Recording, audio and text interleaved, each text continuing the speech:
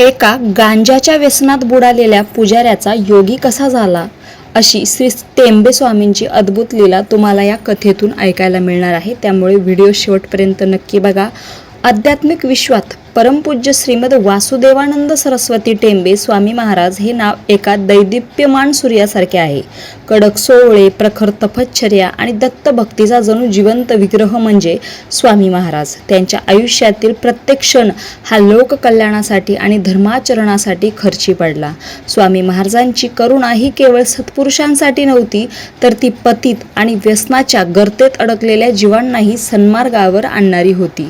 श्री कृष्णम भटजी वैजापूरकर यांचा प्रसंग याचेच एक उत्तम उदाहरण आहे। गुजरातमधील मातृगया म्हणून प्रसिद्ध असलेल्या सिद्धपूर या क्षेत्रामध्ये श्री कृष्णम भटजी वैजापूरकर नावाचे गृहस्थ राहत होते। ते पेशाने डाकोरजींच्या मंदिराचे पुजारी होते। स्वभावतः प्रेमळ असूनही दुर्दैवाने वाईट संगतीमुळे त्यांना गांजाचे भीषण व्यसन जडले होते। हे व्यसन इतके टोकाला गेले होते की ते अहोरात्र गांजाच्या धुंदीतच असत। आपली शुद्ध हरपलेले कृष्णम भटजी पाहून त्यांच्या पत्नीला अतोनात दुःख होत असे। पतीला ह्या नरकातून कसे बाहेर काढावे हे तिला सुचतच नव्हते। त्याच काळात श्रीमद वासुदेवानंद सरस्वती महाराजांची कीर्ती सर्वदूर पसरली होती। स्वामी महाराज हे प्रत्यक्ष दत्तात्रयांचे अवतार आहेत अशी जनभावना होती।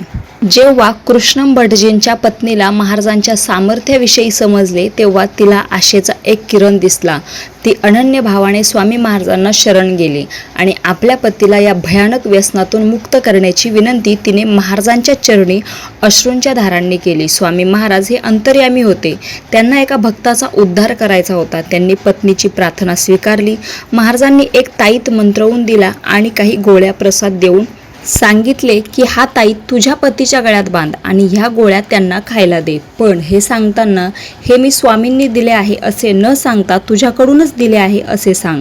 स्त्रीने घरी जाऊन पतीची विनवणी केली। कृष्णम भटजींनी पत्नीच्या प्रेमाखातर आणि महाराजांच्या अदृश्य शक्तीमुळे ती विनंती मान्य केली। त्यांनी गळ्यात ताईत बांधला आणि तो प्रसादही ग्रहण केला। आणि काय आश्चर्य, ज्या व्यसनाने त्यांना वर्षानुवर्ष जखडले होते ते व्यसन सुटण्यास सुरुवात झाली।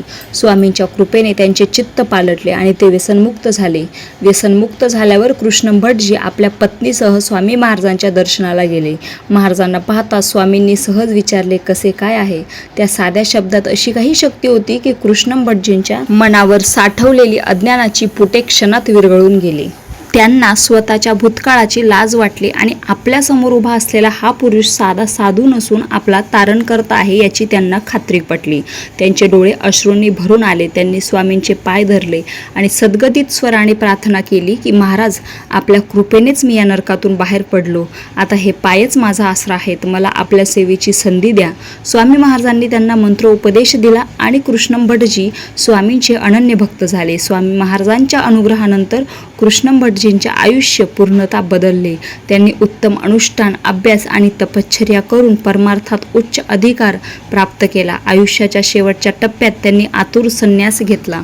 त्यांचा देहत्यागाचा प्रसंगही अत्यंत विलक्षण होता। मृत्यू जवळ आला आहे हे ओळखून त्यांनी घरातील मंडळींना जेवायला पाठवून दिले आणि स्वतः रणछोडजींच्या म्हणजेच कृष्णमूर्तीसमोर जाऊन बसले। तिथे त्यांनी आपल्या सद्गुरूंचे, स्वामी महाराजांचे ध्यान केले आणि मोठ्या स्वराने प्रणव उच्चार ओंकार करत आपला देह ठेवला।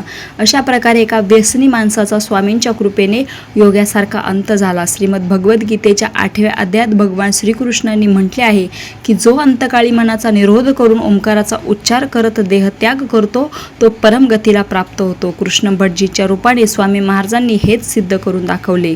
या कथेवरून दोन मुख्य गोष्टी शिकायला मिळतात। एक, सत्पुरुषांची कृपा। कितीही मोठा अपराधी किंवा व्यसनी मनुष्य असला तरी जर त्याला सद्गुरूंची कृपा लाभली तर त्याचे परिवर्तन घडू शकते। दोन, अनन्य शरणागती। कृष्ण भटजींच्या पत्नीची श्रद्धा आणि नंतर कृष्ण भटजींची शरणागती यामुळेच हा उद्धार शक्य झाला।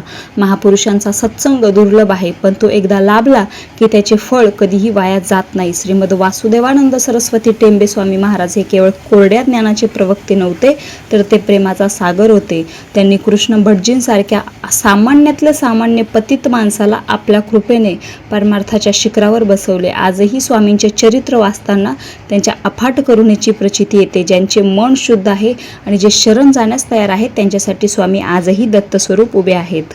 रामकृष्ण हरी।